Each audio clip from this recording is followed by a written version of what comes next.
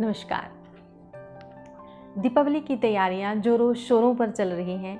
दीपावली पर रोशनी के साथ साथ रंगोली का विशेष महत्व है। रंगोली हम खास त्योहारों पर, पर्व पर, पूजा, किसी उत्सव पर या विवाह आदि शुभ अवसरों पर बनाते हैं।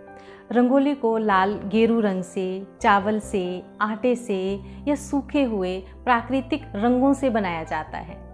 इसको अल्पना भी कहा जाता है। अल्पना का मतलब होता है हाथों का यूज़ करते हुए, हाथों का इस्तेमाल करते हुए सूखे रंगों का बहुत सुंदर आकृतियाँ बनाना। रंगोली में हम स्वास्तिक का निशान, कमल का पुष्प, माँ लक्ष्मी के पदचिन्ह खास तौर पर बनाते हैं।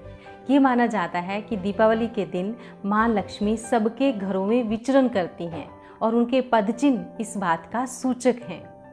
रंगोली को हम अंगूठे से और पहली उंगली का इस्तेमाल करके इस तरह से बनाते हैं, तो ये इस तरह से एक ज्ञान मुद्रा बन जाती है। और जब किसी कार्य को हम ज्ञान मुद्रा में करते हैं तो सबसे पहले तो हमारा स्ट्रेस दूर होता है, हम ऊर्जावान बनते हैं, पॉजिटिव बनते हैं, सकारात्मक एनर्जी हमारे चारों तरफ फैल जाती है।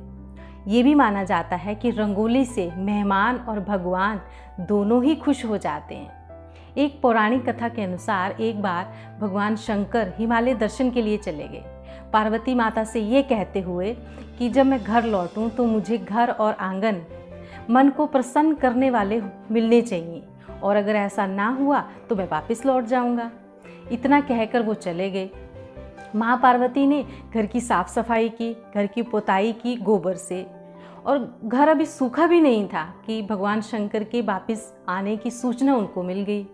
तो वो भगवान शंकर का स्वागत करने के लिए हाथों में फूल लेकर बाहर निकली और उनका पैर वहाँ पे फिसल गया। और उनके पैर फिसलने से उनके पैरों की आकृति जो है वो वहाँ गीले गोबर पर उनकी आकृति की छाप बन गई, और उस छाप पर उनके हाथों से फूल फिसल कर गिर गए, वो भी गिर गए। वो एक इतने अच्छी आकृति बन गई कि उसी वक्त भगवान शंकर वहाँ पे आ पहुँचे।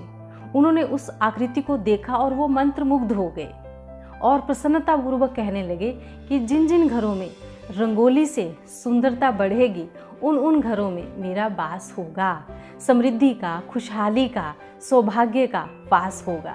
तो इस दीपावली आप भी सुंदर आकृतियाँ बना करके, रंगोली बना करके मेहमानों को, भगवान को आमंत्रित कीजिए और समृद्धि और खुशहाली को प्राप्त कीजिए।